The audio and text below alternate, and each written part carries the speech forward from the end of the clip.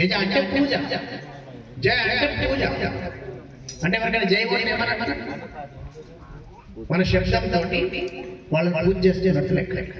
మరి ఎవరు చేస్తారో మనకు తెలవాలి. ఒక్కటి. రెండవది 100 సంవత్సరాలు బతకడానికి రోజు 1000 సార్లు చేయకూడదు. అవునా?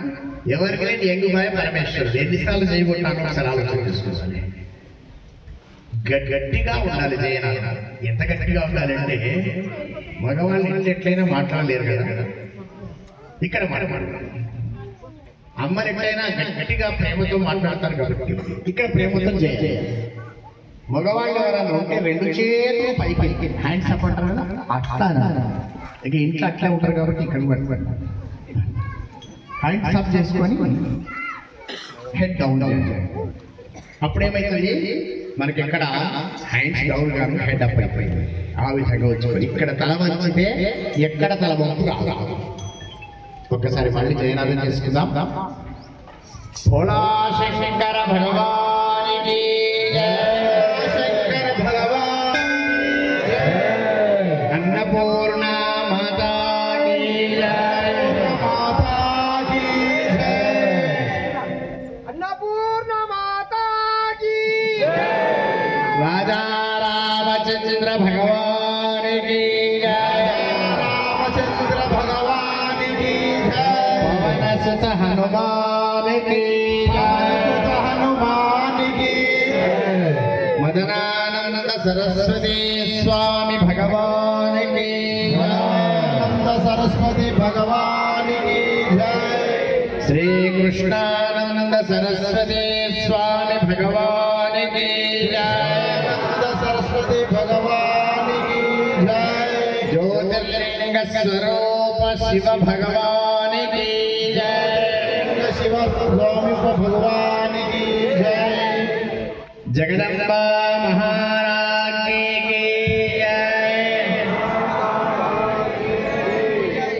సమస్త ప్రపంచానికి ఆధారభూతమై అంతటా ఉండేటువంటి ఆ పరమాత్మ చైతన్య స్వరూపం మన భుజనంపేటలో అనేక దేవతామూర్తులు, ఇక్కడ ఉన్న ప్రధాన ఆంజనేయ స్వామితో సహా శివదేవతామూర్తులు, పంచాయతీ దేవతామూర్తులు, నవగ్రహ మూర్తులు, సర్పదేవతామూర్తులు, ఆవాహితమైనటువంటి మనం పిలిస్తే వచ్చినటువంటి దేవతామూర్తులు,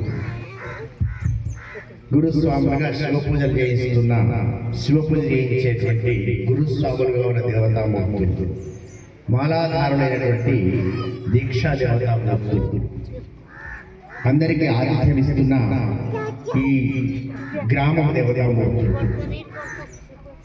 అన్నిట్లలో ముందుండేటువంటి అమ్మలు అనే దేవతామూర్తులు, పనివాడు చక్కగా అందరికీ రాగాలాపన చేసి అన్ని మరిమరిగేటట్టు చేసేటువంటి వాద్య దేవతామూర్తులు, మంచి వంట చేసిన వంట దేవతామూర్తులు, బోళ్ళు గడిగే దేవతామూర్తులు, తినే దేవతామూర్తులు, నేను ఇలా మన అందరిలో ఉన్నది ఆ ఒక్క దేవుడు. మనందరిలో ఉన్న భగవంతునికి నారాయణ స్మరణపూర్వకంగా నమస్కారం చేసుకుంటూ ఇంతకుముందే మన గురుస్వామి గారు చెప్పారు, దీక్ష అనేది ఎందుకు అని సూక్ష్మంగా చెప్పేశారు. దీక్ష దక్షత కోసం. దక్షత అంటే ఒక పని చేయడంలో మనము మెలకువ టెక్నాలజీ సంపాదించడం, టెక్నిక్ తెలుసుకోవడమే దీక్ష. ఏ విధంగా ఉంటే పరమాత్మ యొక్క దివ్యమైన చరణ సన్నిధిలో మనం ఎప్పటికీ ఉండగలుగుతామో నేర్పేది దీక్ష. ఎంత దీక్ష చేసినా ఈ దీక్ష చేసిన రోజు మిమ్మల్ని ఏమంటారు? శివ అంటారు. అందరూ కూడా శివ అనిపిస్తారు. అంటే ఒక కట్టుబాటులో ఉండి అందరినీ సమానంగా చూస్తూ భగవంతుడిలాగా నువ్వు అలంకరించుకొని భగవంతుడిలాగా ప్రేమగా ఉంటే నేనేమో నిలుస్తున్నారు శివ. ఎప్పటికీ ఉంటే శివ అనగా ఒకసారి ఆలోచన చేసుకోండి. అది నేర్చుకోవడం కోసమే దీక్ష. ఇన్ని రోజులు 40 రోజులు, 20 రోజులు, 11 రోజులు, 15 రోజులు వేసుకుంటారు, కట్టుబాటుగా ఉంటారు. చివరికి ఏమేది చూస్తుంటారు? మొదలు దీక్ష చేసుకున్న వాళ్ళు అడిగితే ఎన్ని రోజులు అయింది అంటే 2 రోజులు అయింది, 3 రోజులు అయింది అంటారు. మెల్లమెల్లగా పోయిన తర్వాత 19 రోజులు అయింది. 20 రోజులు దాటిన తర్వాత ఏమడుగుతారంటే ఇక 19 ఉన్నది, ఇక 18 ఉన్నది, రేపే అయిపోతుంది, ఎల్లుండేదో తుప్పానే. దేనికోసం? 40వ రోజు కోసం చూస్తుండ్రా? సమస్త ప్రపంచానికి ఆధారభూతమైన భగవంతుని కోసం దీక్ష వేసుకుంటున్నామా? ఆలోచన. దీక్ష వేసుకున్న వాళ్ళకు 40వ రోజు వస్తుంది ఆనందం అయిపోయింది. ఏమని అయిపోతుంది అయిపోతుంది అయిపోతుంది అని ఆనందం అయిపోయింది. అక్కడ కూర్చున్నట్టు బృందం ఇక మళ్ళా మొదలైతుంది మాకు నరకం అనుకుంటున్నాం. ఇంకా 4 చేసుకుంటేమో ఆ గురువుగారు చెప్తేమో నాకు రోజుల దీక్ష అంటారు. అంటే దీక్షలో ఉన్నప్పుడు మీరు ఎంత ఆనందంగా ఉన్నారో తర్వాత కూడా అంతంగా ఆనందంగా ఉండగలిగితేనే దీక్ష. మనకు అనేక రకాల సమస్యలు ఉంటాయి. సమస్యలు ఉన్నాయని ఎప్పుడు ప్రపంచం దేవుడికి పెద్ద సమస్య అంతే కదా. దేవుడు దగ్గరికి వచ్చి దండం పెడతాడు. వాటికి ఎన్ని సమస్యలు ఉంటాయి చెప్పండి. ఒక మెడికల్ హాల్ నుంచి దండం పెడతాడు, నా మందులు బాగా అమ్ముడు. డాక్టర్ ఏం చెప్తాడు, నా మందులు పనిచేయాలి, బాగా పెరగాలని చెప్తాడు. పేషెంట్ ఏం దండం పెడతాడు, నాకు రోగం తక్కువ కావాలని పెడతాడు. రోగం రావడం నాకు అసలే రోగం రావడం. వీడి దేవుడు ఏంటి అంటే వాడి సమస్యలు వాడికి. కాబట్టి ఎవరి సమస్యలు వాళ్ళకు ఉంటాయి కనుక సమస్యలు లేవని కాదు, సమస్యల నుంచి బయటపడేటువంటి ఆలోచన మనం సరిగ్గా చేసుకోవాలి. మనం ఒక విషయాన్ని పెద్దవాళ్ళు చెప్తున్నప్పుడు, పెద్దవాళ్ళు అంటే వయస్సులో పెద్ద, జ్ఞానంలో పెద్ద, అన్నింటిలో పెద్ద, ఆ రకరకాలైనటువంటి పెద్దవాళ్ళు ఉంటారు. ఏ పెద్దవాళ్ళు చెప్పినా అంత మంచిని గ్రహించడమే మన తాత్కాలిక. ఈ ప్రపంచం పెద్ద సూపర్ మార్కెట్. సూపర్ మార్కెట్ తెలుసు కదా, పెద్ద సూపర్ మార్కెట్. మనం ఏ వస్తువులు కావాలన్నా ఆ వస్తువుని చూడాలి, పక్క వస్తువులు చూడకుండా ఉండమని చూస్తాం. కాబట్టి ఆ సూపర్ మార్కెట్లో మనం ఉన్నాం. మనకు కావాల్సింది భగవంతుని పాదారవిందాలే తప్ప ఇంకేమీ కనపడదు. ఆ విధంగా ఉంటే మనకి దీక్షకు నిజమైన ఫలితం. సరే మీరు ఆ విధంగా లేరని నా అభిప్రాయం కాదు. కానీ పెద్దలు చెప్పినప్పుడు ఏమనిపిస్తుంది అంటే వీళ్ళు ఎందుకు ఇట్లా చెప్తున్నారు అనిపిస్తుంది. తెలియదు అనిపిస్తుంది. ఒక చోట ఒక కాకి గూడు కట్టుకుందామని అనుకొని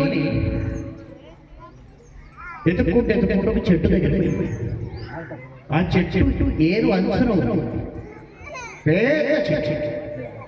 ఆ చెట్టు దగ్గర ఏమనింది, ఓ చెట్టు గూడు కట్టుకుంటా అడగాల్సిన అవసరం ఉందా అని నీకు అనుమానం వస్తుంది. ఇది భగవద్గీతలో ఉంటుంది. స్థేయము అస్థేయము. స్థేయము అంటే దొంగతనము. మనకు దొంగతనము అంటే తెల్లారిదాకా పొద్దుదాకా ఏమన్నా ఎక్కకపోతే అది కాదు. ఆయన పేపర్ ఊరుకుంటే ఎక్కడి నుంచి చదువుతావు చూడు, అది దొంగతనమే. వాడు వాట్సాప్ చూస్తే దగ్గర చూస్తావు చూడు, అది దొంగతనమే. మావాడే వేస్తాను జేబులు ఇచ్చి పెన్ను పెట్టుకుంటావు చూడు, దొంగతనమే. ఎవరి వస్తువునైనా వారికి చెప్పకుండా నువ్వు నీ కరచరణాది అవయవములతో దేంతో అనుభవించిన దొంగతనము. కాబట్టి ఆ కాకి ఏమైంది, నేను నీ మీద గూడు పెట్టుకుంటాను. కాకి ఏమంటాడు, కాకి ఏమంటాడు, ఏమంటది, కావు కావు కావు అంట. ఇవేవి కావు, ఇవన్నీ ఏపడిచ్చేటి కావు అంతే కదా. నీ కావు అంట. మనం ఏమనాలి, భగవాన్ నన్ను కావు అంటే నన్ను కాపాడు అని అనాలి. అటువంటి కాకి చెట్టును అడుగుతాడు. చెట్టు ఏమన్నదంటే నో పర్మిషన్, నీకు పర్మిషన్ లేదు, వెళ్ళిపో అన్నాడు. కాకి వెళ్ళిపోయింది. ఆ పక్కనే పేద ఒక చెట్టు ఉంది. ఆ చెట్టు మీద గూడు పెట్టి తెల్లారి మర్నాడు పెద్ద బ్రహ్మాండమైన వర్షం స్టార్ట్ అయింది. ఈ నీళ్ళలో ఉన్న చెట్టు ఉంది కదా, తోటి కొట్టు. కాకి ఏమంటారో తెలుసా, మన బతికే ఏమంటే నన్ను పెట్టుకొని బాగా మనం అనే పని అదే కదా. నాకు చెప్పలే కదా బాగా, నన్ను రానియలేదు కదా బాగా. ఆ చెట్టు ఏమి సమాధానం ఇచ్చలేక బిడ్డ నువ్వు అంటే కానీ నిన్ను గూడెందుకు పెట్టుకోలేదు తెలుసా? నువ్వు గర్భవతి. రేపు వరద వస్తే నువ్వు నాకు గుడ్లు పెట్టుకుంటావు. వరద వస్తే నువ్వెగిరిపోతావు కానీ నీ గుడ్లు బట్టి చచ్చిపోతాయిరా, అందుకని వద్దన్నా. అందుకని అంతరార్థాన్ని గ్రహించాలి. అంతరార్థాన్ని గ్రహించే స్వరూపం మనం ఇంతకుముందు చదువుతున్నాం పద్యం. వాగవివ సంపృక్తం. ఒక వాక్కు అర్థం ఉంటుంది. వాక్కు అంటే మాట, సైరా ఇట్లా కొట్టే మనకు ఉంటుంది, ఇట్లా అన్నాం దానికి అర్థం ఉంటుంది. ఒక శబ్దానికి, ఒక సైగకు, ఒక చేష్టకు అర్థం ఉంటుంది. ఈ రెండు కలిస్తేనే భగవంతుడు భాగ్యాపడుతుంది. మనం చేసేటువంటి చేష్ట, మన లోపల ఉన్నటువంటి ఆలోచన, ఈ రెండు కలిసే క్రియాస్వరూపం ఆ పరమాత్మ. అటువంటి ఇచ్ఛాశక్తి, జ్ఞానశక్తి, క్రియాశక్తి స్వరూపమైనటువంటి పరమేశ్వరుని మీరు చక్కగా పూజ చేస్తున్నారు. మహాశివరాత్రి వస్తున్నదంటే మీకు ఆనందమవుతున్న విషయం నాకు తెలుసు. కానీ ఇవాళ ఇంతమంది నాకు చాలా మంది తెలిసిన వాళ్ళు ఇక్కడ మీ గురుస్థానంలో కూడా నిజంగా చెప్పిన వాళ్ళు జ్ఞాపకం చేస్తారు. వాళ్ళు ఎట్లా దోతులు కట్టుకున్నారు. ఈ స్వాములతో కూడా దోతులు కట్టిస్తే నేను ఆనందపడతాను కదా, నన్ను పూర్ణానందంగా చేయొచ్చు కదా. ఈ ప్రభావం ఎంత ఉంటుందంటే నాతో ఎప్పటికి వచ్చి దోతులు కట్టుకొని తినేటోళ్ళు కూడా ఇలా లుంగిలు కట్టుకొని కూర్చుంటారు. ఆలోచన. కాబట్టి ఆ ప్రభావం కాకుండా వారు ఒక మాట చెప్పారు, సనాతన ధర్మాన్ని మనం కాపాడుకున్నాం. మనది పంచకక్షాయుతమైనటువంటి ప్రదేశ్. కృష్ణ దాటి పత్రిక వాళ్ళు ఉంగిలే కట్టాలి. ఇటు గోదావరి దాటి అవతలి పోయిన వాళ్ళు మీద అంగి కూడా వేసుకుంటారు. కవచధారం. మనకు 5 చోట్ల చెంగులు ఉండాలి. మగవాళ్ళు 5 చోట్ల చెంగులు కొట్టుకొని కుట్టిన బట్ట. ఈ మధ్యన కొత్త వచ్చింది. ఏది దూరం చూస్తే వాడు దోతి కట్టుకుంటాడు, దగ్గరికి రెడీ మేడ్. భగవంతుడు అంటున్నాడు వీడిని అన్నే మోసం చేస్తుండే, జన్మ జన్మలకు వీడు మోసం బతికే ఉండు కాక.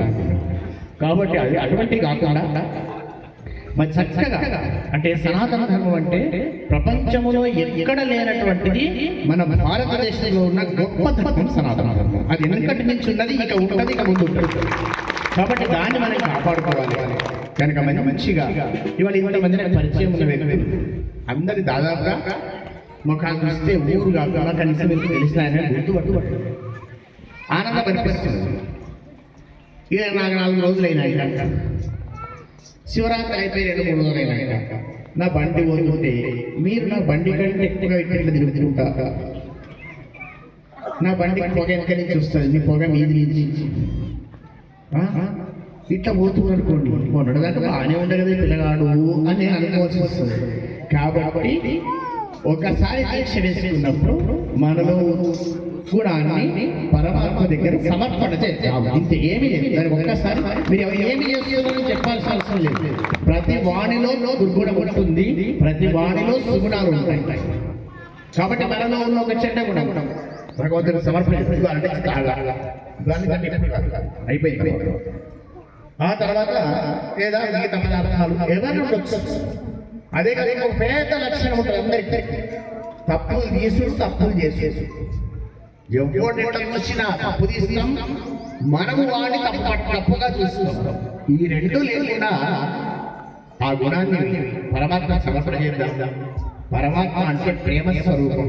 కాబట్టి అటువంటి ప్రేమ స్వరూపమైన పరమాత్మను, ప్రేమమూర్తిని, ప్రేమనే మనకు ప్రసాదించమని మనం వేడుకుందామని తెలియజేసి, ఇది ఎట్లా ఉందంటే పరిస్థితి మాట్లాడాలన్నా ఇప్పుడు నేను మాట్లాడతాను.